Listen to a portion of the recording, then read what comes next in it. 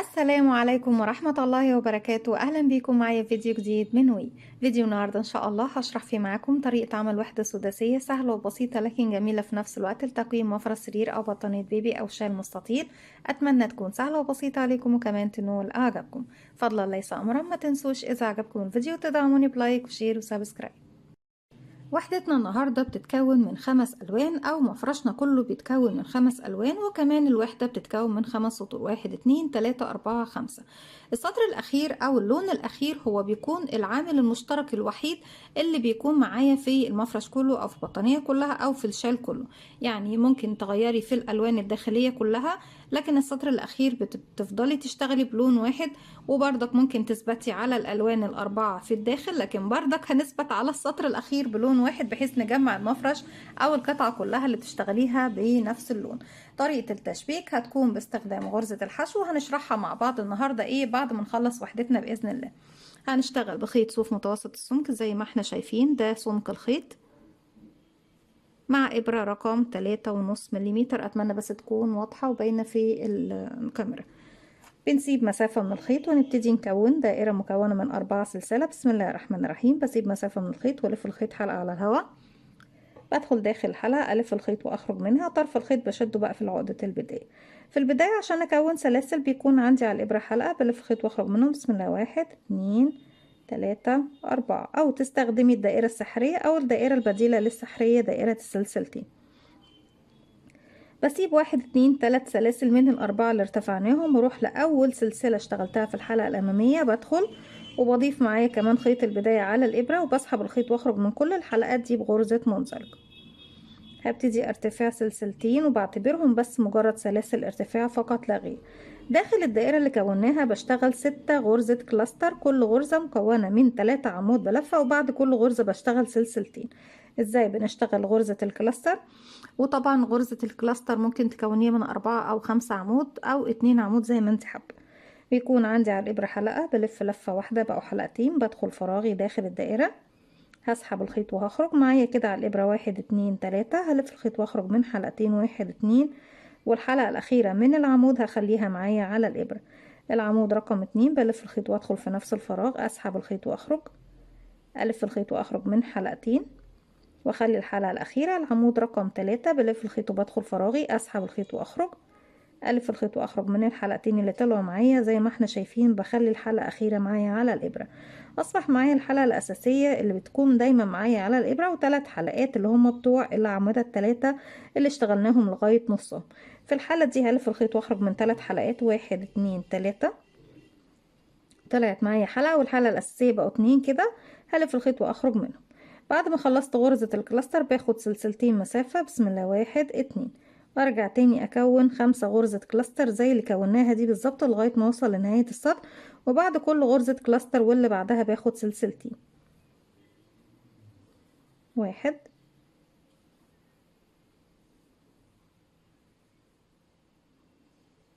2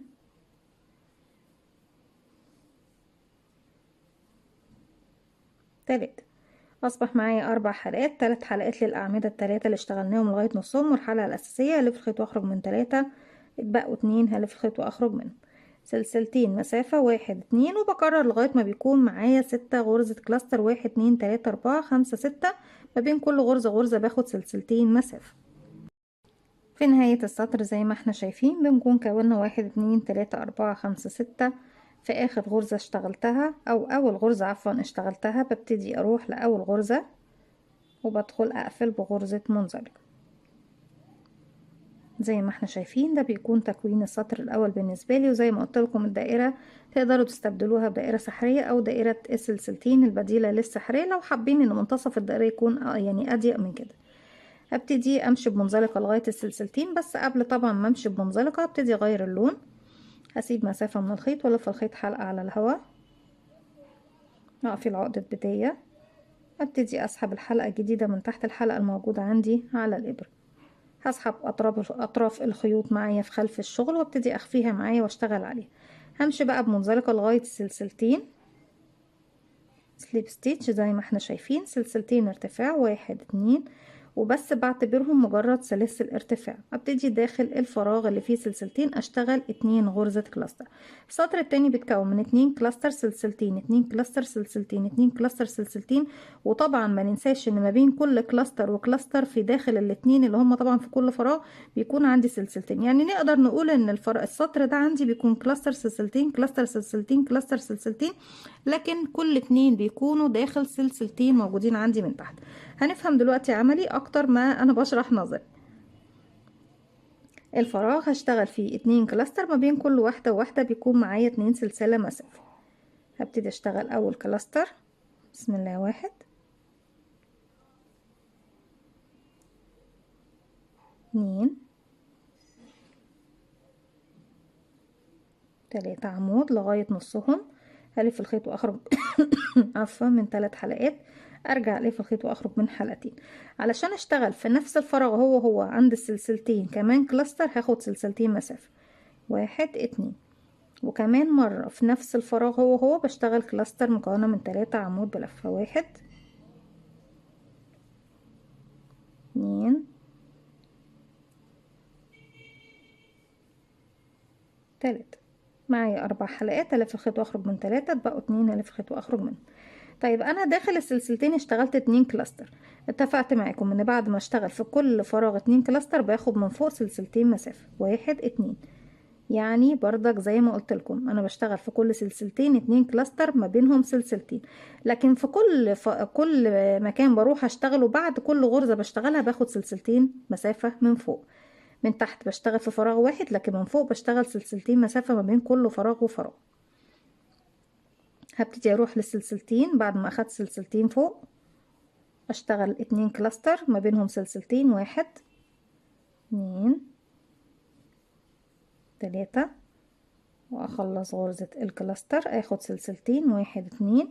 وتاني في نفس الفراغ غرزة كلاستر تاني، 1 2 3. اخرج من 3 حلقات وارجع اخرج من حلقتين. علشان اروح اشتغل في الفراغ اللي بعده لازم اخد سلسلتين مسافة. وهكذا هشتغل بقى 2 كلاستر سلسلتين، 2 كلاستر سلسلتين، 2 كلاستر سلسلتين، 2 كلاستر سلسلتين. وداخل الاتنين كلاستر برضك بيكون عندي سلسلتين مسافة زي ما احنا شايفين. اكمل لغاية ما اوصل لنهاية السطر، بيكون معايا 12 غرزة كلاستر وما بين كل غرزة فيه سلسلتين مسافة. رجعت لكم تاني زي ما احنا شايفين. من فوق كنت باخد ما بين كل فراغ وفراغ سلسلتين، من تحت كنت بشتغل في كل فراغ 2 غرزة كلاستر. تعالوا بقى نشوف في السطر اللي جاي هنبتدي نشتغل ازاي. في كل فراغ عندي هنا بقى هنبتدي نغير الطريقة شوية. في الفراغ اللي فيه سلسلتين اللي هو طبعا ما بين غرزتين الكلاستر هشتغل غرزتين زيهم، يعني بعتبرها زاوية.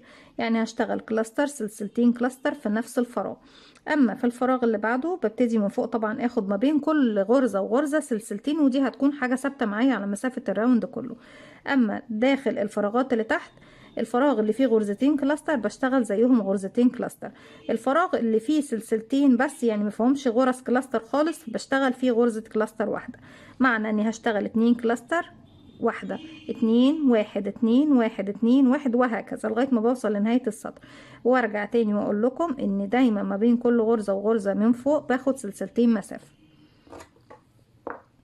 هبتدي بس نقفل بغرزة منزلقة في اول غرزة اشتغلناها. بعد ما اخدت اخر سلسلتين هروح لحرف الفي للغرزة الاولى واقفل بغرزة منزلقة زي ما احنا شايفين. هبتدي بقى اغير اللون في الحالة دي. بعد ما قفلت اسيب مسافة، خلاص اللون اللبني ببتدي اسيب منه 10 سنتي واقصه، وبإبرة التنظيف بنضفه خلف الشغل. عقدة بداية واسحب الحلقة الجديدة من تحت الحلقة اللي عندي على الإبرة. وريدي احنا اشتغلنا عليه السطر كله، فبالتالي انت ممكن تقصي خلاص من غير ما تسيبي 10 سنتي او تستخدمي إبرة التنظيف. هنمشي بمنزلقة الاول سلسلتين. بشوف بقى عندي من تحت هنا الفراغ ما بين 2 كلاستر، معنى كده ان بشتغل فوق بردك 2 كلاستر بينهم سلسلتين، 1 عفوا 2 سلسلة. وداخل الفراغ هشتغل كلاستر سلسلتين كلاستر، 1 2 3. المفرش كله يا بنات بيكون ب5 ألوان ثابتة معاكي، ما بتغيريهمش. لو حابة تغيري داخل القطعة أو الوحدة هتثبتي السطر الأخير، لكن انتي المفرش موديلنا النهاردة بيتكلم على ان المفرش كله بيكون 5 ألوان ثابتة. كل السطور بتشتغليها في كل الوحدات بنفس الألوان هي. انا بس بحب الون معاكم، لكن انتوا هتشتغلوا المفرش كله بالالوان ايه اللي معاكم، مجموعة الالوان اللي تحدديها. ال5 ألوان تشتغلي بيهم ثابتين زي ما هم. سلسلتين وتاني كمان مرة في نفس الفراغ غرزة كلاستر تاني. 1 2 3. اقفل غرزتي، وبعد ما بخلص الغرزة باخد سلسلتين 1 2، وزي ما قلنا من فوق بيكون كل غرزة وغرزة بعديها سلسلتين، يعني كل ما اخلص غرزة اخد سلسلتين. طيب الفراغ اللي جاي هو ما بين غرزتين الكلاستر، لكن مش في وسط غرزتين كلاستر. يعني انا عندي دي زاوية واخدت سلسلتين وعملت زاوية سلسلتين زاوية وهكذا، معنى كده ان بشتغل هنا كلاستر واحدة.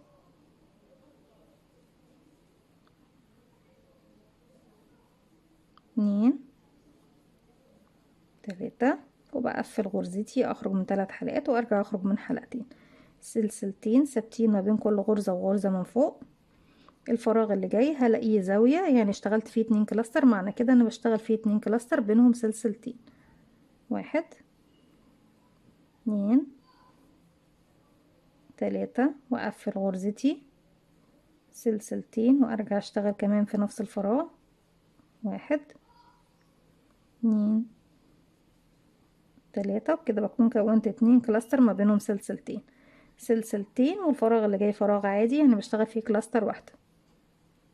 وبكرر دوت لغاية ما بوصل لنهاية السطر، ان مرة بشتغل 2 كلاستر بينهم سلسلتين، ومرة بشتغل كلاستر واحدة، وما بين كل غرزة وغرزة من فوق باخد سلسلتين مسافة. اوضح كلامي اكتر، انا هنا بشتغل غرزة سلسلتين غرزة سلسلتين غرزة سلسلتين غرزة سلسلتين غرزة سلسلتين غرزة، يعني كل فراغ يعني كل غرزة بعدها غرزة، ما بين كل غرزة غرزة باخد سلسلتين. اما في الفراغات اللي تحت مرة بشتغل 2، مرة بشتغل مرة 2، مرة 2، مرة، وهكذا. هكمل وارجع لكم.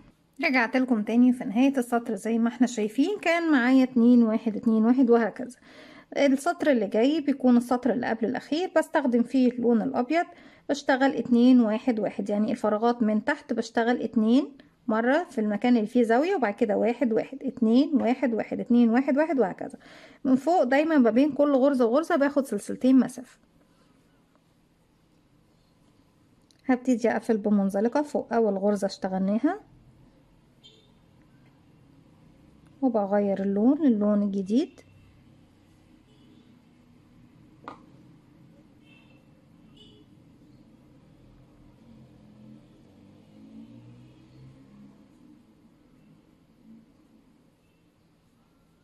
وامشي بمنزلقة لاول فراغ عندي، واول فراغ عندي بلاقيه بيكون مجرد زاوية، يعني ببتدي اشتغل فيه مرتين، بشتغل كلاستر سلسلتين كلاستر داخل نفس الفراغ فوق السلسلتين. 1 2 سلسلة مجرد سلاسل ارتفاع، وببتدي اشتغل كلاستر.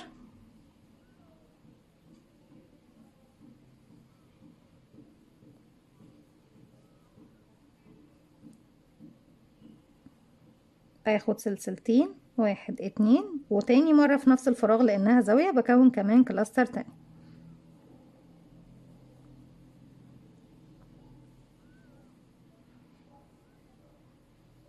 علشان اروح اشتغل في الفراغ اللي جاي باخد سلسلتين من فوق.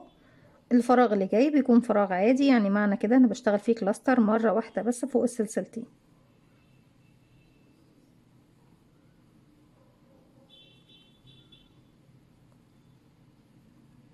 سلسلتين مسافة 1 2، واروح للفراغ اللي بعده، فراغ عادي مش زاوية، فمعنى كده ان بشتغل فيه كلاستر واحدة. 1 2 3، واقفل غرزتي سلسلتين مسافة 1 2، وابص الاقي الفراغ اللي جاي زاوية، يعني فيه 2 كلاستر، معنى كده ان فوق السلسلتين برجع تاني اشتغل 2 كلاستر، وبعد كده اخد ما بين كل غرزة وغرزة سلسلتين كلاستر سلسلتين كلاستر في نفس الفراغ، ارجع اخد سلسلتين وهنا كلاستر واحدة سلسلتين كلاستر واحدة سلسلتين 2 كلاستر ما بينهم سلسلتين، وبكمل بنفس الطريقة لغاية ما بوصل لنهاية الراوند. هكمل وارجع لكم.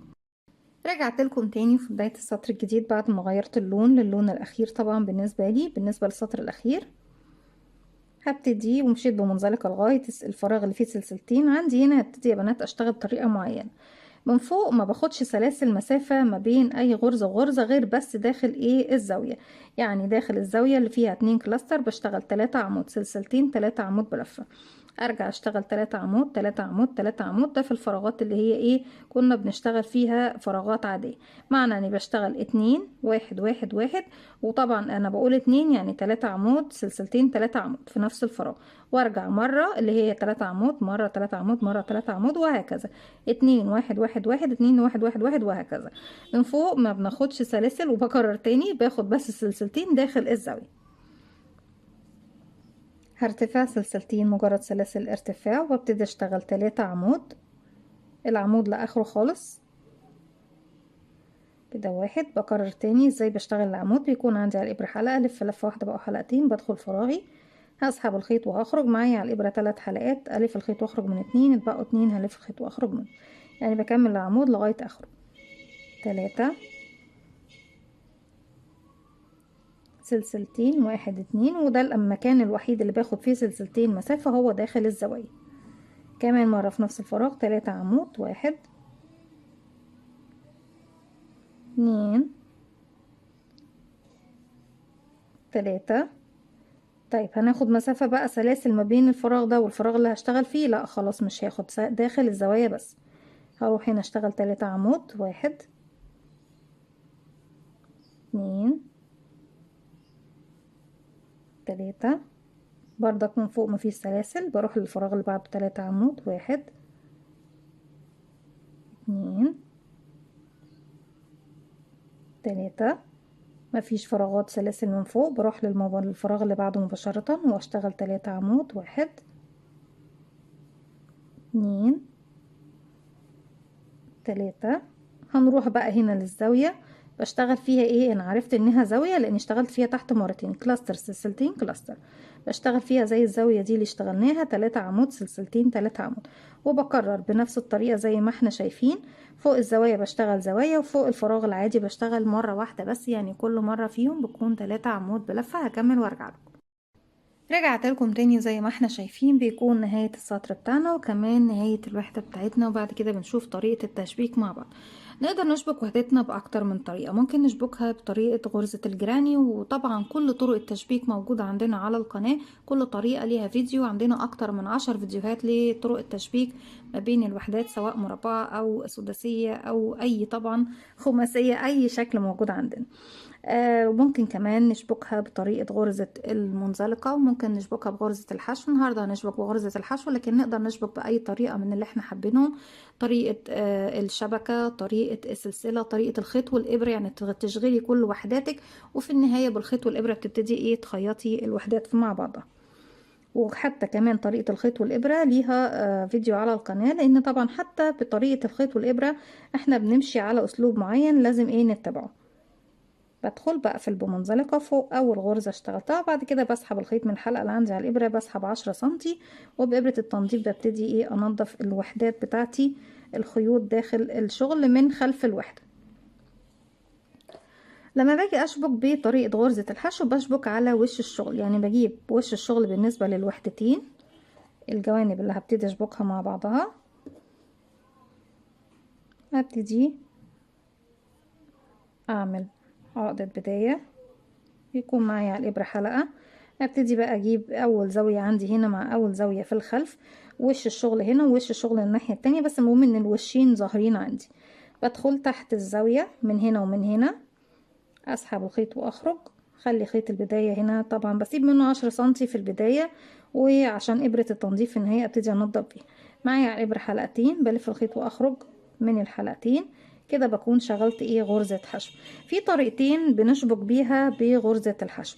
اول طريقة انك تدخلي تحت الفراغ كامل، يعني كل الغرز اللي قدامك دي بدخل تحت الفراغ طبعا اللي فيه حرف الفي كامل، يعني بيكون عندي على الابرة حلقتين امامي وخلفي من هنا، وارجع بردك ادخل في الفراغ اللي في الغرزة اللي وراها كامل، واسحب الخيط واخرج من تحت الفراغين، ومعايا كده حلقتين هلف الخيط واخرج منهم. تمام. تاني بكرر، بدخل تحت الفراغ للغرزة اللي هنا، وتحت الفراغ اللي قصادها على طول في الغرزة اللي وراها اسحب الخيط واخرج. معايا على الابرة حلقتين بلف الخيط واخرج منها. دي طريقة. لكن الطريقة اللي انا دايما بفضلها هي ايه؟ اني ما ادخلش تحت الضلعين كاملين للغرزة. امال هتعملي ايه يا رندا؟ هنشوف دلوقتي. عندي في كل غرزة في حلقتين، في حلقة امامية اللي هي الفرونت لوب، وعندي الحلقة الخلفية الباك لوب، الضلع الامامي والضلع الخلفي. بالنسبة للغرزة للوحدة اللي قدامي عفوا، بسيب الحلقة الامامية اهي ما بدخلش فيها، وبروح للحلقة الخلفية الباك لوب وادخل فيها. طيب بالنسبة للوحدة اللي ورا يا رندا تعملي ايه؟ هروح على طول للوحدة اللي قصادي اللي هي بتكون مقابلة او ملاصقة عفوا بروح للحلقة الملاصقة للحلقة اللي انا دخلتها. هنا في الخلفي وهنا في الامامي. تمام، بدخل يعني بسيب الخلفي من هنا، اسحب بقى الخيط من تحت الحلقتين دول، وبعد كده اشغل غرزة الحشو بتاعتي، الف الخيط واخرج من الحلقتين. تاني برجع اكرر، انا مش بدخل تحت حرف الفي كامل، لا، ومش بدخل هنا في الوحدة اللي قصادي في الحلقة الامامية، لا، بسيب الامامية وبروح للحلقة الخلفية الباك لوب، وفي الوحدة اللي وراها بدخل في الحلقة الملاصقة على طول للحلقة اللي هنا في الوحدة دي، يبقى بدخل في الحلقة الامامية. يعني بدخل في الحلقة دي في الخلفي، وبعد كده امامي خلفي امامي، اسحب الخيط واخرج من تحت الحلقتين، الف الخيط واخرج بين الحلقتين. تاني بكرر، حلقة خلفية من الوحدة الاولى، حلقة امامية من الوحدة اللي ورا، هسحب الخيط واخرج من تحت الحلقتين، واسحب الخيط واخرج من الحلقتين اللي عندي على الابرة، وهكذا خلفي مع امامي، واعمل غرزة حشو خلفي وامامي، واشغل غرزة حشو لغاية ما بوصل لنهاية الخط اللي انا بشغله، وبكمل بقى حشو تشبيك كل الوحدات اللي عندي بغرزة الحشو زي ما احنا شايفين. قلت لكم طريقتين، اما انك تدخلي تحت حرف الفي بالكامل وتشتغلي غرزة حشو ما بين الوحدتين، يعني بتاخدي الغرزة من هنا والغرزة من هنا وتشتغلي ايه فوق الغرزتين غرزة حشو من تحت حرف الفي كامل للغرزتين، او انك بتاخدي حلقة خلفية مع حلقة امامية من الوحدة اللي ورا وتشغلي عليهم غرزة حشو. وهنشوف طبعا النتيجة من كده ايه. انا كنت بسيب من هنا حلقة وسايبة كمان من الناحية التانية حلقة، وغرزة الحشو بتكون في منتصف الحلقات لغاية ما وصلت للزاوية. بدخل بقى ايه اقفل الزاوية بتاعتي بالشكل ده. بصوا بقى لما بنعدل شغلنا اهو، بيكون طبعا شكل غرزة الحشو بارز في المنتصف كده زي ما احنا شايفين. وده طبعا المطلوب ان يكون عندي الحافة البارزة دي في شغل ايه لما باجي اشبك. بالاضافة لحاجة، ان انا لما كنت هدخل الشغل من تحت الحلقتين ومن تحت الحلقتين في الجهة التانية، هتبصوا تلاقوا ان الوحدة مشدودة معاكم لما سحبناها بغرز الحشو. اما كده الوحدة مرتاحة، وعندي الحلقة الامامية هنا اهي زي ما احنا شايفينها واضحة جدا اهي، الحلقات الامامية لكل الغرز اللي احنا كنا بنسيبها باينة هنا، وعندي هنا الحلقة الخلفية هي اللي باينة تمام زي ما احنا شايفين. الحلقتين اللي في المنتصف هم دول اللي انا بشتغل فوقيهم غرز الحشو، بيكون طبعا الحافة جاية عندي هنا في المنتصف. لون التشبيك بيكون هو نفس اللون الاخير للسطر الاخير. تمام، السطر الاخير اللي انا اشتغلته ايا كان بقى السطر الاخير اللي هتشتغلي بيه هو نفس اللون اللي بتشتغلي بيه ايه طريقة التشبيك للوحدات بتاعتك. دي كانت فكرة الفيديو بتاعي النهاردة، اتمنى تكون سهلة وبسيطة وكمان تنول اعجابكم. ما تنسوش فضل الله ليس امرا، اذا عجبكم الفيديو تدعموني بلايك وشير وسبسكرايب، واستنوني فيديو جديد من وي. متنسوش كمان تفعلوا زرار الجرس يوصلكم مني كل جديد. السلام عليكم ورحمة الله وبركاته.